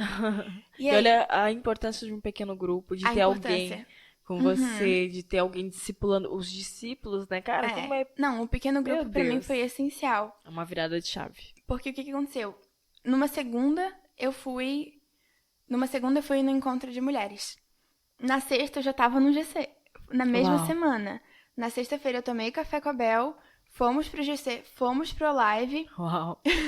Foi muito Aí rápido. passou. Aí na semana seguinte, na segunda-feira, se eu não me engano, era empreendedores. Aí eu não fui porque eu não consegui por conta do meu trabalho. Ou por conta do. Por conta do meu trabalho, provavelmente. E aí, na sexta, eu já tava no GC de novo. Já tava no live. Aí a Ju me chamou pro GPS. Aí, na terceira semana, eu já tava no GPS. Cara, que loucura. Foi muito rápido. No meu primeiro mês, eu já me inseri em tudo, assim. Eu meio que me joguei ali dentro. De cabeça mesmo. Daí Total. teve o discipulado de batismo, né? Nesse meio Aí, tempo. na minha segunda semana, eu falei assim, eu quero me batizar. Porque era uma certeza tão grande no meu coração que eu não precisava entender mais. Aquilo que eu sentia já era o suficiente pra mim. E aí eu fui. Aí quando eu entrei, já tinha tido a primeira aula. Então, tipo, eu entrei na segunda aula. Aí o pastor André me explicou como é que era. Aí eu fui. E aí, assim, né, obstinada. Eles passaram uma apostila de 64 páginas. Já tinha lido tudo. Não, eu Ai, que imprimi a susto. apostila. Meu Deus. Aí? Eu imprimi a apostila, eu grifava, eu anotava. Que Eu era legal. assim. E aí eu fui desenvolvendo dessa maneira. E a Bel, o que aconteceu? Eu comecei a fazer os devocionais, tipo, um capítulo por dia no mínimo. Aí geralmente eu lia 2. Aí eu fazia o resumo do que eu tinha entendido, colocava as minhas dúvidas e as minhas reflexões e enviava pra Bel. Um texto, pastora, um texto Enorme. de... Nossa, no Daquele mínimo... ler mais, ler mais, ler mais. Mais ou Mas era menos assim, isso. no mínimo umas 30 linhas Caramba. por dia. E ela lia todos eles. E aí ela mandava áudio de 5 minutos me explicando. Não, e detalhe, ela ainda parava, lia ali o capítulo que eu tinha lido pra se lembrar, pra explicar com clareza. E aí ela me explicava. A Bel é assim, ó, a paciência dela, a compaixão dela. Ah, com compaixão. É algo que eu admiro demais, porque foi isso que me fez aprender tanto, a paciência mesmo dela, de querer discipular, de ter essa vontade. E aí, Deus já estava inserida, né? Nunca tive problema com comunicação, já tinha virado amigo de todo mundo do GC, já ia, ai, vai ter isso, eu quero. Aí, o Fire. Uau. Vai ter um Fire. O que é Fire? Meu Deus, o que é isso? É uma vigília, assim, assim. Eu falei, tá, então eu vou. E detalhe, naquela sexta-feira ali, na minha primeira sexta-feira na live, aí eu já chamei meu namorado. Falei, vem comigo, vai ser assim, vai ser... Aí ele foi. Aí ele ia comigo, assim. Mas ao mesmo tempo, ele ia, eu acho que por respeito, porque ele me amava muito, mas ele não tinha tido uma experiência com Cristo como eu. Então ele ia buscando isso. Ele ia de coração aberto, mas querendo entender, não entendendo como eu, que já tinha vivido, sentido o Espírito Santo, né? Mas eu respeitando o processo dele. Eu acho que deu 1 mês e meio que eu já estava na igreja. A gente decidiu mesmo em conjunto terminar. Porque acho que não teve nem a ver com a igreja. Claro que geralmente o Espírito Santo ele move as coisas, né? Quando eu entrei pra igreja, minha vida, meu Deus, ela virou outra. Mas aí a gente decidiu terminar por questões não relacionadas à igreja, sabe? Era o momento Tipo, de você se encontrar, se conhecer. A gente tava em tempos de vida muito diferentes. Porque daí ali eu tava com 19, entrando pra faculdade, conhecendo Jesus, querendo... E aí ele tava já com quase 23, as vibes já não estavam compatíveis. Porque apesar de a idade não ser uma grande diferença, ele tava realmente em uma fase diferente da minha. E a gente soube respeitar isso. Tanto que foi, assim, um relacionamento saudável. A gente terminou com muito carinho, mas acabou. Acabou, de fato acabou. E aí eu pude me entregar mais, né? Pra igreja, pro entender a Jesus de fato. E aí, as pregações do pastor Diego da live era ali anotando, né? Até hoje eu anoto, mas naquela época ele falava uma coisa, um nome que eu não sabia, eu anotava pra pesquisar. Era assim. Que legal. E aí, assim, eu fui conhecendo. A sede, a fome, né? Muito, muito. E pra mim não tinha hora, não tinha lugar, eu só queria entender. Aí o que aconteceu? Eu tava obstinada, né? E aí eu só pensava nisso no meu trabalho. E eu trabalho com... Eu já trabalhava com marketing. E aí? Mas era assim, ó, eu tava ali fazendo um roteiro. Geralmente eu fazia gravação uma vez por mês com cada cliente. Tava ali fazendo o roteiro, concentradíssima, focada. Eu tinha um cliente que ele era cirurgião plástico de pálpebra de sobrancelha. Olha o tema específico. Tava ali estudando isso, aquilo. Aí do nada eu tava falando de Paulo no meio do negócio, assim. Do nada. Não, porque o apóstolo Paulo, por que ele não era... Aí eu colocava eu ia colocando as minhas dúvidas, assim. Não, mas por que ele não era um dos discípulos também? O que aconteceu? Será que eram épocas separadas? Ou tipo, tá, mas por que Jesus teve que morrer? Cara, eu só ia jogando as minhas dúvidas ali. Aí era pra ser um documento de roteiro e virava um documento de dúvida. Chega a ser engraçado, né? É o máximo, eu acho o máximo. E aí? Nossa, mas No hora do eu trabalho, sei que que agora parece conflito, engraçado, mas né? eu fiquei Era um conflito. mal. Eu fiquei mal Sim. porque eu não conseguia trabalhar. Sim. Imagina que tu precisa trabalhar. Entregar um precisa ser resultado, produtiva. claro. E eu não Imagina. tava sendo. E aí, eu ainda A culpa é de Jesus ainda. Não, é sério, parece engraçado, mas eu fiquei angustiada. Não, é normal, mas é que foi engraçado porque, tipo, as dúvidas eram sobre a Bíblia, né? Daí, tipo, não, caramba, era Jesus, querendo tu tá me entender. sabotando no meu trabalho. E aí? Não, eu lembro que teve uma vez, olha só, a gente fazia muito home office nessa empresa, né? Uhum. Eu tava em casa, sentada ali no meu cantinho de trabalho, e aí, do nada, eu realmente tava concentrada trabalhando. Me veio um pensamento bem assim, ó. Olha como Deus foi misericordioso contigo, olha como tá a tua vida. Uau. Mas foi só esse pensamento. Cara, eu fiquei chorando 30 minutos no Pensando meio do meu nisso. trabalho, e aí o trabalho eu já tinha esquecido já tinha me distraído, fiquei ali. Aí eu comecei a orar. Era uma presença tá, e o trabalho? inexplicável, né? Sim, mas aí o trabalho? É. Era uma coisa muito doida, porque eu não conseguia trabalhar. Concentrar. É realmente assim, a minha concentração era 100% em Jesus. É meio louco falar isso, né? Mas é lindo É ao mesmo lindo. tempo. Mas é conflituoso pra quem tá É porque. iniciando. Isso eu já tava no GPS, né? E aí a gente teve uma aula onde a Milene, que geralmente é essa parte mais psicológica, É dela. Ela tava falando sobre a questão do sistema nervoso central. Aí ela chegou na aula e ela falou bem assim, ó. Ela iniciou a aula perguntando se a gente sabia o que era um sistema no organismo.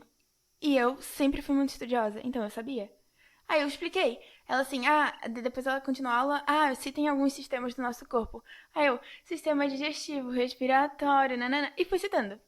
Aí o pastor Diego ainda brincou e falou bem assim, ó. Olha só, como marca, né? Ele falou brincando bem assim. Daqui a pouco você já pode vir trabalhar com a gente, hein? Tá sabendo bem? Brincando. E aí ali já foi aquela semente plantada. Uma coisa muito pequena, mas foi uma semente plantada. E aí eu pensava assim, cara, mas na minha cabeça, olha só, na minha cabeça isso ia acontecer daqui 1 ano. Sim. No mínimo daqui 1 ano. Quando eu tivesse, assim, uma base muito, muito, muito boa.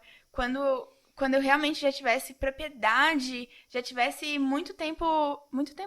Não, porque 1 ano é pouco, né? Mas pelo menos Jesus, um ano de vivendo caminhada. com Jesus. Uhum.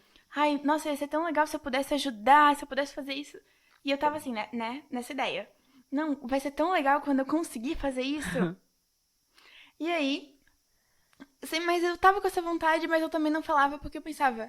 E aí eu ainda pensei, se eu preciso de no mínimo 6 meses pra servir que eu já queria servir na igreja também. Mas eu sabia que precisava de 6 meses. Já tinha me batizado, mas precisava ali 6 meses. E aí eu tinha 3. E eu, ai meu Deus, é mais 3 meses, calma, eu aguento, tá tudo bem. Eu pensava, se é no mínimo 6 meses, pra mim poder entrar no Compaixão tem que ter no mínimo ali 1 ano. Mas não que fosse uma regra, mas Sim. algo meu, sabe? Sim. Tem que ter no mínimo 1 ano. Aí, numa dessas situações onde eu me distraí, eu mandei um áudio pra Bel. Enorme.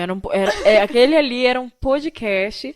E aí esse podcast chegou a mim. E eu disse, pronto, vou ter que ouvir esse podcast. O que é isso aqui, Bel? Dela, pastora, eu preciso que você ouça. Eu parei o que eu tava fazendo, comecei a ouvir. E era a Larissa falando pra Bel. Bel, e chorava. E ela dizia assim, Bel, não sei o que tá acontecendo, não consigo trabalhar, só consigo pensar em Jesus, o que eu faço? E eu me vejo trabalhando com Compaixão, eu vejo eu ajudando eles, eu vejo não sei o que, e começou a chorar. Cara, eu acho que eram uns 12 minutos, eu acho. No mínimo, tá? Eu lembro de um podcast mesmo. E deve ter esse áudio aqui, João, me ajuda depois a apagar. Eu tava ocupando meu armazenamento e foi a Larissa que veio. 1 giga só em áudio da Larissa. Só em áudio. E aí eu disse, gente, mas ao mesmo tempo, gente, enquanto eu tava ouvindo, né, tô brincando dessa questão do podcast, mas era muito emocionante. Eu ouvi assim, tipo, caramba, uma jovem acabou de aceitar Jesus, acabou de conhecer ele, tá nessa paixão tão grande, que ela tá no trabalho dela, ela não tá conseguindo pensar em outra coisa a não ser Jesus.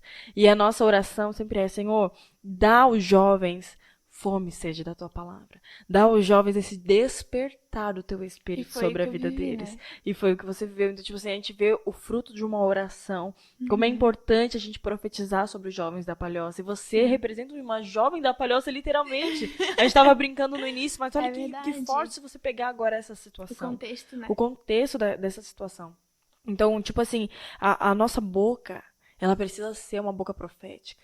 De liberar bênçãos sobre os nossos filhos, sobre a nossa igreja, sobre o nosso ministério, sobre o nosso trabalho, ser empreendedor, sobre os nossos funcionários, sobre as pessoas, porque a nossa boca ela tem o poder da morte e da vida. Isso é bíblico. Nós temos o poder da morte e da vida. Então, olha que importante E a gente fala, os jovens da Palhoça, né? Serão despertados pelo poder do Espírito Santo. Pelo Espírito Santo, não por uma igreja, não por uma religião, não por nós, porque nós não podemos fazer nada, mas pelo Espírito Santo. Sim. E você foi essa pessoa desperta. E foi tão forte que mesmo antes de eu estar, de fato, congregando em uma igreja, mesmo antes, eu já me sentia incomodada, eu já constrangida pelo Espírito. Olha só que incrível, né? Sem saber, né? E aí, assim, vai fechar aí, eu acho que 6 meses que eu estou nessa caminhada com Cristo. E é muito doido, porque Mateus, falando ali dos discípulos, eu comecei a estudar um pouquinho os evangelhos. E aí, Mateus, ele era cobrador de... É Mateus, né? É, cobrador de impostos. Só pra ter certeza. Era cobrador de impostos, não se dava muito bem com os pais e tal. E aí, eu lembro de Jesus aconselhando Mateus. E aí, cara, aquilo acabou com o meu coração. Assim, poxa, por que eu condeno tanto meu pai? Uau. E veio compaixão sobre a vida deles. Nossa, total. E aí eu me senti muito mal, porque eu via que era uma soberba da minha parte. Nossa, eu acusava o meu pai. E, tipo, às vezes, o meu pai não cresceu com um pai presente. Porque apesar de meu avô ter sido ali presente, ele não deu amor. O meu avô não... Provavelmente não recebeu também, né? Mas ele não criou meu pai com um amor. Foi uma repetição. Foi. E o meu pai é amoroso, tá? Mesmo meu avô não sendo, meu pai, ele é. Mas ele é amoroso do jeito dele. É um amoroso grosso, assim, grosseirão, de homem meio... tenho quase 50 anos, aquele grosso bem de época. Mas é o amor dele. E eu não conseguia aceitar o amor dele, porque eu queria que fosse um amor diferente. Olha só, era muita soberba da minha parte. E o meu pai, assim, ó, ele nunca parou de me procurar. Eu ficava sem falar com ele, ele me mandava mensagem. Ele me ligava. Esse 1 ano era cheio de mensagem dele, cheio de ligação. Apesar de ter tido os conflitos, ele me amava do jeito que ele conseguia. Porque ele era seu pai. Só que você estava tão pressionado nos problemas, querendo ter o controle de tudo, que você não conseguia se permitir ser filha. Que você não tinha que estar no meio daquilo. Não. Né? Tipo assim, E pior, eu queria que o amor dele fosse diferente. O teu amor tem que ser do jeito que eu quero. Uau. Era assim, sabe? Do meu jeito. Do meu jeito. Totalmente do meu jeito. O controle até no amor do outro. Meu Deus! Oh, Jesus! Era totalmente. E aí, eu me senti constrangida naquele momento, né? E aí foi onde, realmente, eu conversei com meu pai. Daí eu fui pra Curitiba nesse meio tempo. A trabalho, no quesito estudar, me desenvolver, voltado pro trabalho, né? E aí era como se fosse um desenvolvimento pessoal e financeiro, falando muito de marketing, que é a minha área, mas todos os palestrantes eram cristãos. Que loucura! E, tipo, no final foi quase um culto, assim. Foi muito legal. Sim. E aí eu tava lá e eu me senti muito mal. Daí liguei pro meu pai, na hora do almoço, eu liguei pro meu pai e falei assim, pai, me desculpa. E é até engraçado que eu tava numa pizzaria almoçando, e aí todo mundo olhava pra mim, porque eu tava em lágrimas ali comendo a pizza, né? Era o telefone aqui, a fatia de pizza aqui, e eu chorando, falando com meu pai. Foi engraçado, Uau. mas foi muito de Deus, assim. E aí eu falei, eu sei que eu deveria ter me empenhado pra se aproximar também, porque ele se aproximava e eu cortava, ele se aproximava e eu cortava. E é claro que ele não vai ser perfeito, ninguém é, sabe? E aí a gente se entendeu, assim, verdadeiramente, porque apesar de já ter ali um contato maior, era um contato que da minha parte era muito limitado. E ele se dando totalmente. E aí, ele foi no meu batismo. Uau. Ele é minha madrasta. E é até engraçado porque antigamente eu não gostava muito dela. Ela vai estar vendo isso, ela não sabe disso.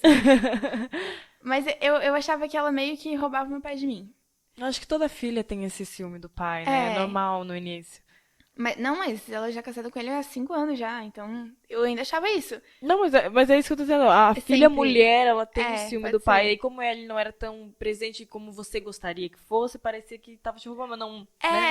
E Não aí, era. O que aconteceu? de todos os abraços que eu recebi, depois que eu me batizei ali nas águas, de todos os abraços, o dela foi o mais verdadeiro. Uau. Foi o que eu mais senti. Eu não chorei com ninguém. Claro que eu chorei muito o dia do batismo inteiro, mas em nenhum abraço eu chorei. E no abraço dela, eu me debulhei.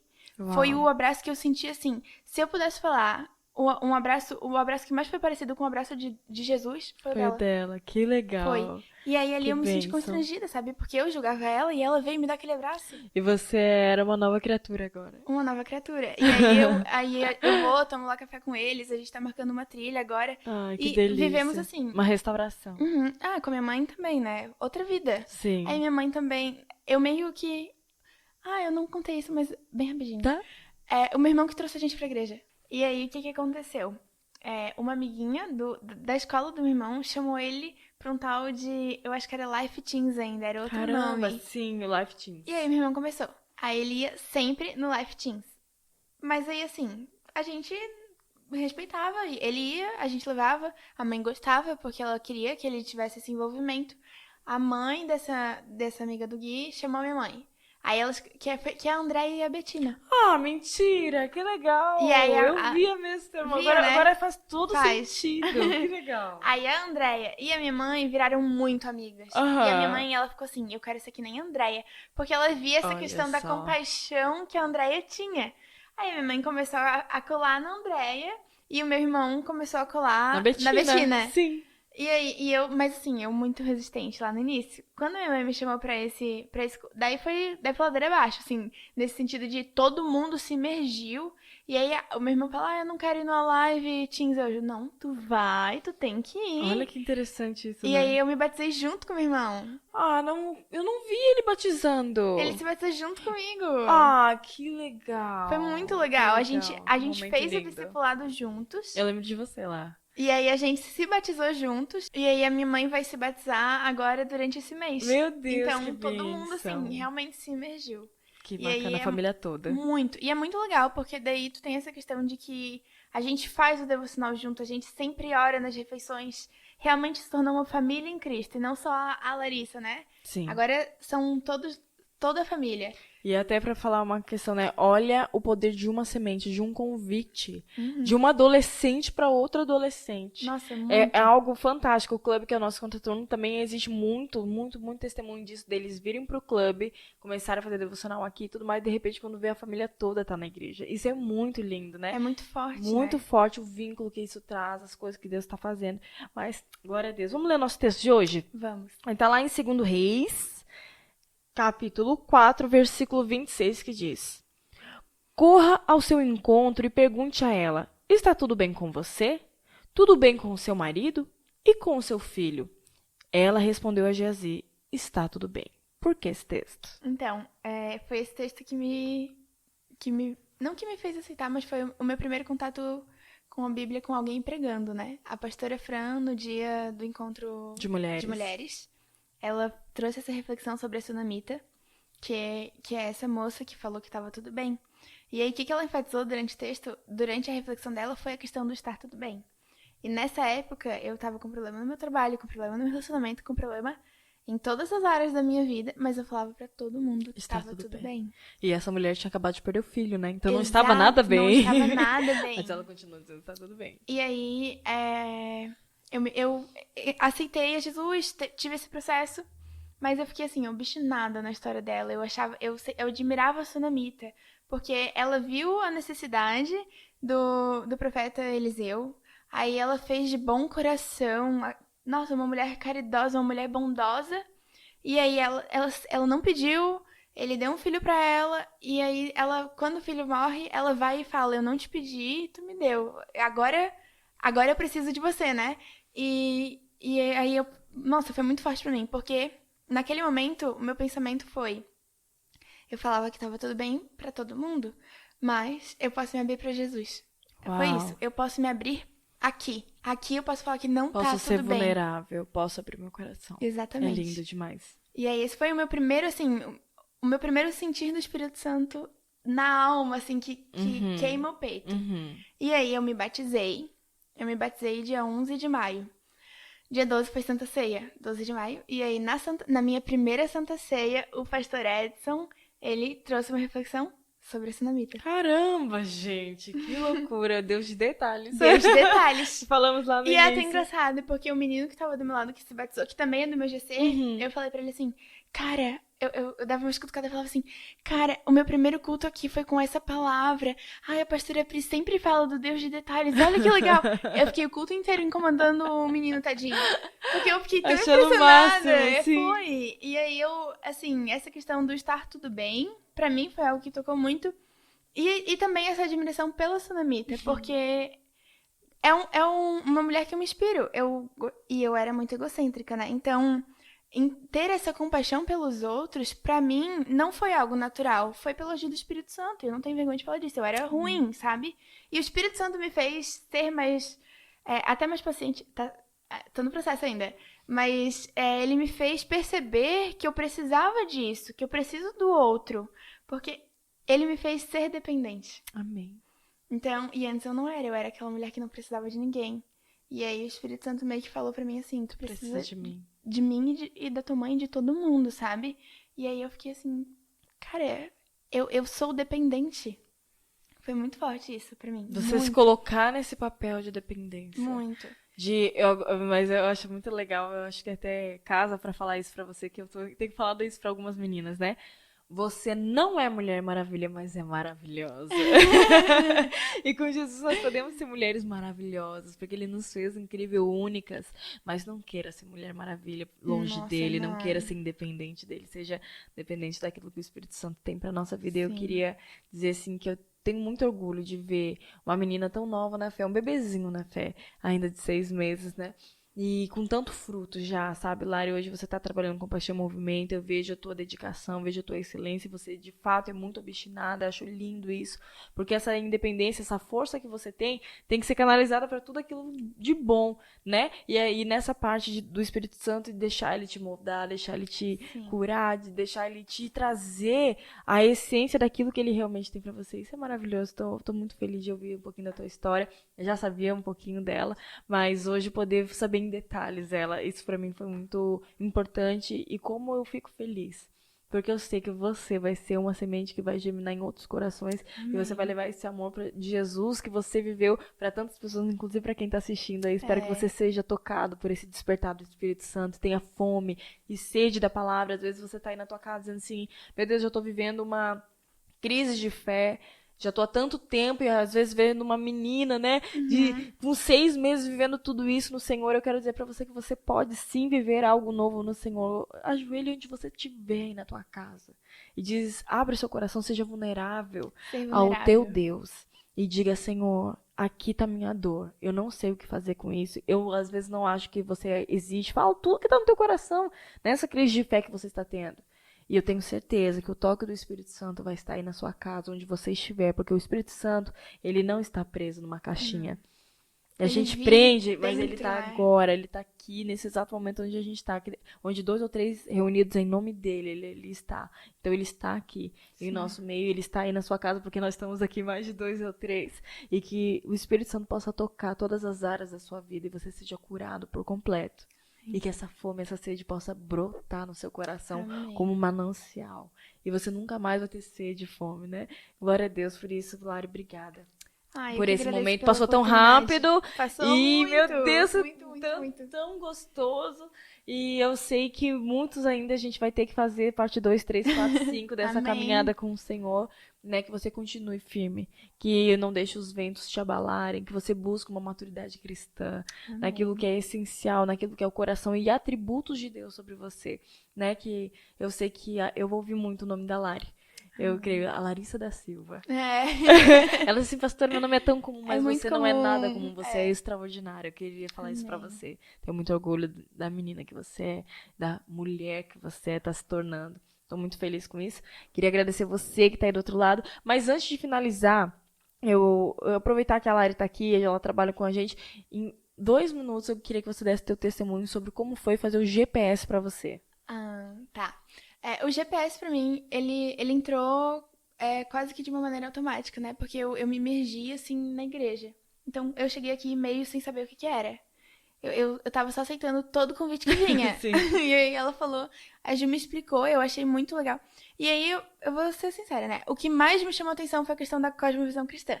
Porque eu tava ali buscando esse conhecimento, depois pensei, cara, um desenvolvimento pessoal cristão. Isso pra mim foi o ponto-chave, assim. Eu falei, que legal. Porque eu nunca tinha tido uma experiência de um desenvolvimento pessoal cristão. E eu já tinha tido imersões e coisas de desenvolvimento pessoal, mas não dessa maneira. E aí, eu acho que pra mim os pontos foram chaves, assim, do GPS foi a questão dos papéis, a questão de eu entender que não só que eu preciso do outro, mas que eu também preciso entender até que ponto eu posso ir em cada local. Porque, por exemplo, aqui no Compaixão eu sou a Larissa que trabalha, a Larissa que ajuda, a Larissa que é gestora. Aí em casa eu sou a filha. Aí com meu irmão eu sou a irmã. Então, ter entendido isso, apesar de eu já ter uma clareza pequena em relação a isso, foi essencial. E essa questão da produtividade, de se desenvolver. Porque aqui além da questão da cosmovisão mesma, né, trazendo para um conhecimento bíblico, eu pude entender que eu não vou ser produtiva para mim. Eu vou ser produtiva pro Senhor, pra obra dele. Então, quando eu não faço algo, por exemplo, quando eu fico procrastinando o dia inteiro, cara, eu não tô me prejudicando. Eu tô prejudicando uma obra que poderia estar sendo continuada muito mais além de mim, sabe? Porque eu sou só... Isso aqui comparado ao... Tu é a caneta, que ele é o escritor dessa história, né? Exato. E aí, ter esse entendimento... Porque eu sempre busquei essa questão de desenvolvimento pessoal e a minha mãe me incentivava muito. Então, eu já sabia algumas coisas, mas essa questão de entender biblicamente também, isso pra mim foi essencial. Porque daí eu entendi que não sou eu e não é para mim. É para o Senhor. Então, mas eu fui grosseira com alguém. Pra mim, poxa, mas se eu sou, de certa maneira, chamada pra trazer o reino do céu pros dias de hoje, por que eu vou ser grossa com alguém? Por que eu vou tratar alguém com ignorância? Por que eu não vou ter a compaixão que Jesus teve comigo? Não é com o outro, é comigo. Uau. E, sabe, ter essa misericórdia, porque no mundo secular, às vezes as pessoas pensam, ela não merece. E aí eu vou lá, exercendo toda a paciência que às vezes eu nem tenho, que é só o Espírito Santo mesmo.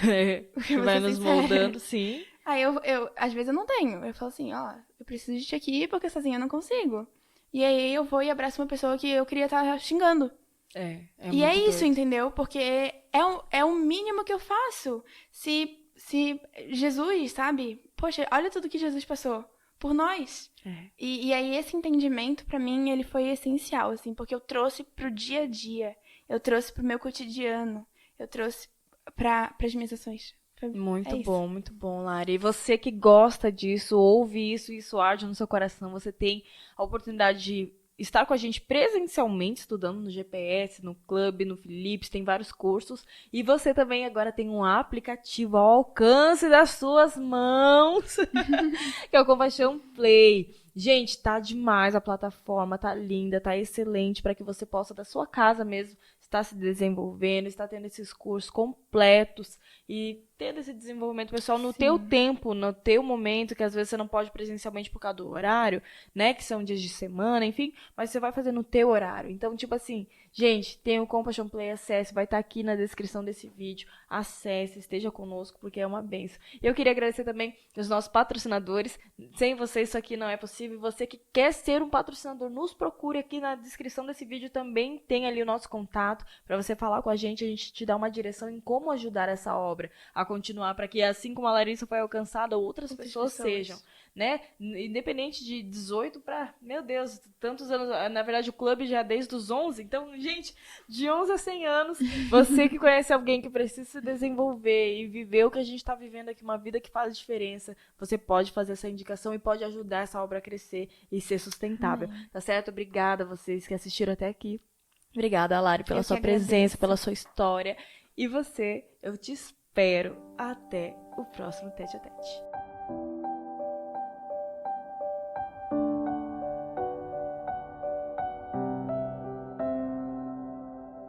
Quanto tempo ainda você vai levar pra esquecer as dores do que já passou, do que já terminou?